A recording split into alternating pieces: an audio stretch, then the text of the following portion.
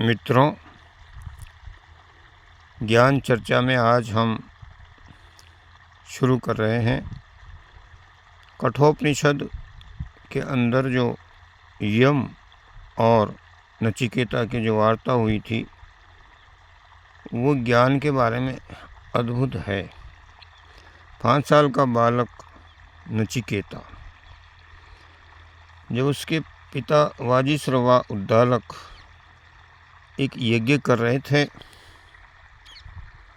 उस यज्ञ में उन्होंने अपने जो गौशाला थी उसमें से ऐसी गायों को छांटा जो दूध नहीं देती थी, जिनके दांत टूट चुके थे, जो बूढ़ी हो गई थी और जो आगे किसी के कोई काम आने वाली नहीं थी। ऐसी सब गायों को उन्होंने छांट करके और उनको सजा करके एक सुंदर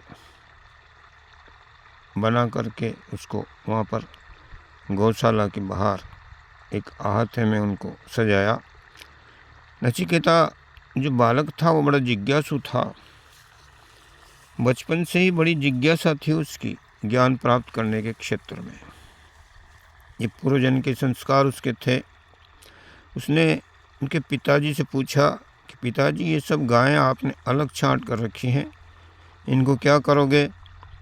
उन्होंने कहा कि बेटा, हम यज्ञ कर रहे हैं और उस यज्ञ में जो बहुत सारे जो ब्राह्मण आएंगे उनको दान देना है, तो एक एक गाय उनको हम दान में देंगे।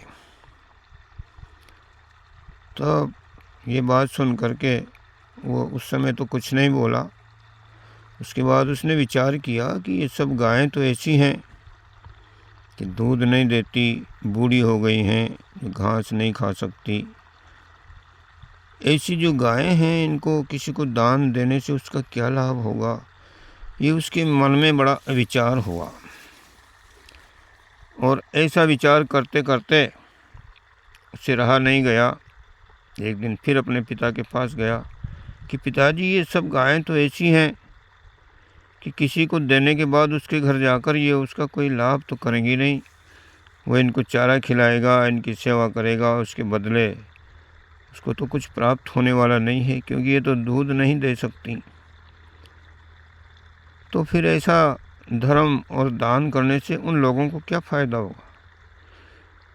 उल्टा उनको नुकसान ही इससे उठाना पड़ेगा। तो उसके पिताजी को ये बात उसकी अच्छी नहीं लगी, क्योंकि वो तो दिखाने के लिए ये सब कुछ कर रहे थे। उनका असली जो मंतव्य था वो ये था कि लोग समझें कि हमने ऐसा यज्ञ किया है, इतनी गौं का दान किया है। इस प्रकार उनके विचार जो थे उसके ऊपर एक चोट सी उनको लगी। तो इस अपने बेटे नचिकेता की बात से वो कुछ प्रसन्न नहीं हुए। उन्होंने कहा, अरे तू फालतू की बात मत कर, ये तेरे बस का काम नहीं है, तू अभी छोटा है, कुछ समझता नहीं, जानता नहीं। लेकिन नचिकेता ही था। 1-2 दिन तक वो अपने आप विचार करता रहा। उसके बाद फिर उसने कहा कि पिताजी, दान तो बहुत ऐसी चीज़ की जाती है जो सबसे प्रिय हो, और आपका सबसे प्रिय कौन है, उसको आपको दान करना चाहिए। क्या चीज़ है ऐसी जो आपको सबसे प्रिय है? ये बात सुनकर आज तो उसके पिता को बड़ा क्रोध सा आ गया और वह किंग कर्तव्य मूढ़ होकर के और क्रोध में बोला कि सबसे प्यारा तो तू है मेरा, इसलिए मैं तुझको ही दान करता हूँ। तब उसने कहा, पिताजी ये बात तो बड़ी अच्छी है। उस समय ऐसा समय था कि पिता की आज्ञा का पालन करना पुत्र का धर्म था। उस समय में उसने सोचा, पिताजी यदि आप मुझको दान करेंगे तो किसे दान में देंगे? तब तो फिर उनको और ज़्यादा क्रोध आ गया। उसने कहा कि तू इतनी बातें कर रहा है, तू मेरा सबसे प्रिय है, तो मैं तुझे यमराज को दान करूँगा, मृत्यु को दान करूँगा। ये सुन करके उसने विचार किया, पिताजी ने तो कह ही दिया, और उसने विचार किया, पिताजी ने कह दिया, पिता की आज्ञा का पालन करना पुत्र का धर्म होता है। और वह उस समय कोई ऐसी व्यवस्था थी, सतयुग का ज़माना था, कि यमराज के पास चला गया। यमराज के पास जाकर के उसके घर पर जब देखा तो वहाँ पर जो है ताला लगा हुआ था।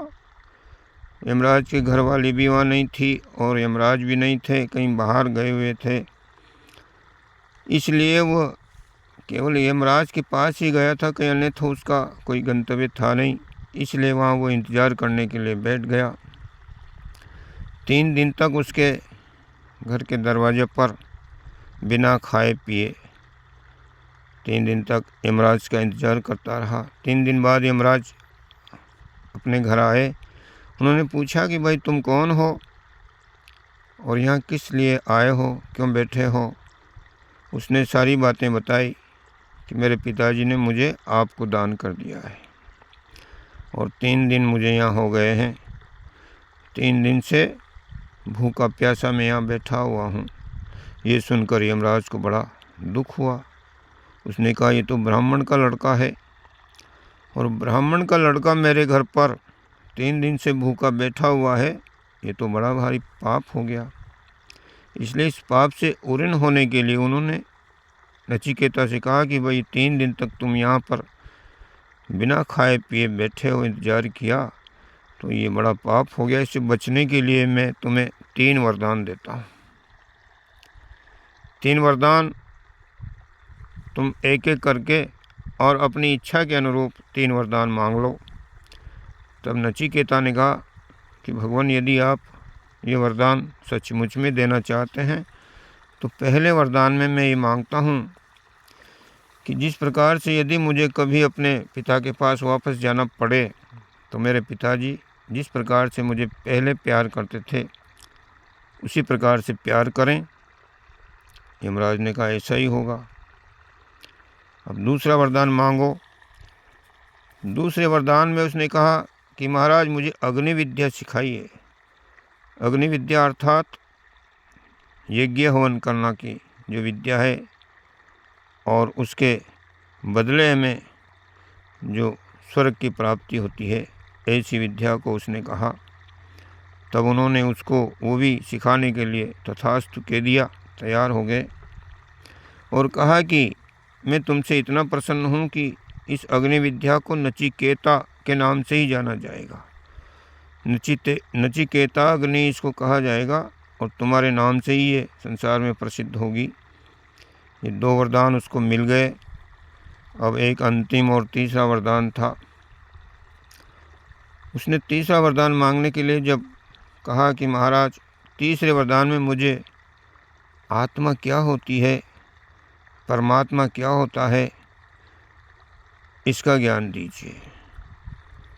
तब यमराज थोड़ा सा रुका, उसने विचार किया, अरे ये छोटा सा बालक आत्मा और परमात्मा का ज्ञान भला कैसे समझ पाएगा। इसलिए उसने कहा कि अरे भाई, ये ज्ञान तो बड़ा पेचीदा है, बड़ा कठिन है, छुरी की धार पे चलने के समान है और इस ज्ञान को तो देवता भी नहीं जानते। इसलिए तुम अभी बहुत छोटे हो, तुम इसको नहीं जान सकते। इसलिए इसके बदले तुम ऐसा ही कोई दूसरा वरदान मांग लो। तब नचिकेता ने कहा, महाराज, आप दूसरा वरदान जो दोगे इसके समकक्ष क्या है, ये मैं छोटा हूँ, मेरी समझ से बाहर है, इसलिए आप ही कोई ऐसा वरदान दीजिए जो इसके समकक्ष हो। तब उन्होंने उससे कहा कि ऐसा करो, मैं तुम्हें एक ऐसा वरदान देता हूँ कि इस धरती पर तुम्हारा एक छत्र राज्य हो, 100 वर्ष तक तुम स्वस्थ रहो और तुम्हारे 100 पुत्र हों, वो भी 100 वर्ष तक स्वस्थ रहें और तुम्हारा राज्य अकंटक हो, जिसमें किसी प्रकार का कोई खतरा न हो, ऐसा साम्राज्य तुम्हें मैं देता हूँ। तब नचिकेता ने कहा कि महाराज, 100 वर्षों तक ये साम्राज्य मैं करूँगा और 100 वर्ष पूरे होने के बाद में क्या होगा। तब तो फिर जो है यमराज ने कहा, अरे 100 वर्षों के बाद तो फिर जो होगा, लेकिन 100 वर्ष तक तो तुम राजा बनकर के सारी पृथ्वी के चक्रवर्ती सम्राट बनोगे और राजाओं के जैसा आनंद का जीवन जियोगे। और 100 वर्ष के बाद तो फिर सब समाप्त होना ही है। तब फिर नचिकेता ने कहा कि महाराज 100 वर्ष कितने से होते हैं, वो तो वैसे ही निकल जाएंगे। तो फिर यमराज ने कहा कि अच्छा, तब फिर मैं तुम्हें 1000 वर्ष तक ये सारा साम्राज्य प्रदान करता हूँ, और इसके साथ साथ एक और स्वर्ग में जो भी साधन हैं वो सारे साधन तुम्हें इस धरती पर प्राप्त होंगे। वहाँ की सारी अप्सराएं यहाँ आकर तुम्हारी सेवा शुश्रूषा करेगी, और वहाँ का सारा इंद्र का जो वैभव है तुम्हें इस धरती पर प्राप्त होगा। 1000 वर्षों तक तुम निरंतर आनंद भोगोगे, ऐसा वरदान मैं देता। फिर नचिकेता ने कहा कि महाराज 1000 वर्ष के बाद क्या होगा? तब तो यमराज ने विचार किया, अरे बालक, 1000 वर्ष तो बहुत होते हैं, इतने वर्ष तक तुम्हें स्वर्ग का आनंद इस धरती पर प्राप्त होगा, ये क्या कम है? उसने कहा कि महाराज ये तो मैं जानता हूँ कि ये बहुत है, लेकिन उसके बाद भी तो हम रहेंगे, ऐसा हमने सुना है, तो ये सारा वैभव प्राप्त हो जाएगा और फिर छूट जाएगा, इससे क्या फ़ायदा होगा? तब तो फिर यमराज जो है बड़ी दुविधा में पड़ गए। उन्होंने विचार किया कि निश्चित रूप से सारे स्वर्ग का वैभव जो छोड़ दिया जिसने, तीनों लोकों का जो वैभव है वो इस बालक को नहीं चाहिए, तो निश्चित रूप से ये जो है आत्मज्ञान का अधिकारी है। तो मित्रों, उसके बाद में उन्होंने उसको आत्मज्ञान की शिक्षा दी। वो आत्मज्ञान क्या है, यहाँ हम थोड़ा सा ये विचार करें कि जब तक हमें इस संसार में आनंद आ रहा है, सुख मिल रहा है, तब तक हम आत्मज्ञान के बारे में सोचते भी नहीं हैं। लेकिन जब यहाँ का जो आनंद है, वैभव है, उसके बारे में ज़रा गहराई से सोचेंगे तो ये नश्वर है, नष्ट होने वाला है। इस प्रकार से नचिकेता ने सारी धरती का साम्राज्य, 100 वर्षों का राज्य, उसको भी स्वीकार नहीं किया, क्योंकि वह एक दिन समाप्त होने वाला है। और उसके आगे स्वर्ग की जो संपदा है, 1000 वर्षों का शासन काल, वो भी उसने ठुकराया। क्यों? क्योंकि 1000 साल भी पूरे हो ही जाएंगे और उसके बाद ये सारी संपदा नष्ट हो जाएगी। इतना उसका जो दूरदर्शिता उसकी थी, और उसके कारण इन सब चीज़ों को उसने त्याग दिया, और इसी कारण उस पर यमराज बड़े प्रसन्न हुए और उन्होंने गले से लगाया उसको और कहा कि तुम्हारा जैसे शिष्य मुझे प्राप्त हो गया, मैं भी धन्य हो गया। अब मैं तुम्हें निश्चित रूप से आत्मा का ज्ञान कराऊंगा।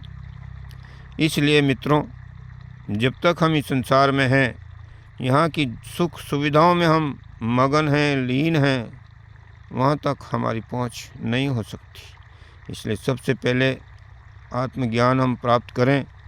इसके लिए हम इस नचिकेता को यमराज ने जो ज्ञान दिया था वो तो हम सुनेंगे ही, लेकिन वो जो समझ है जो नचिकेता के अंदर थी, वो समझ हमारे अंदर विकसित हो जाएगी, तब ही जा कर के उसको हम समझ पाएंगे। अन्यथा सुन तो लेंगे, समझेंगे नहीं, करेंगे कैसे? इसलिए मेरा आपसे निवेदन है कि इस एपिसोड को, इस सीरियल को निरंतर आप आगे सुनते चलें, अपनी पात्रता का नचिकेता की तरह विकास करें, ताकि कोई सद्गुरु प्रसन्न होकर हमें उस सद्ज्ञान को देने के लिए तैयार हो। इस एपिसोड को यहीं समाप्त करते हैं। ओम शांति शांति शांति।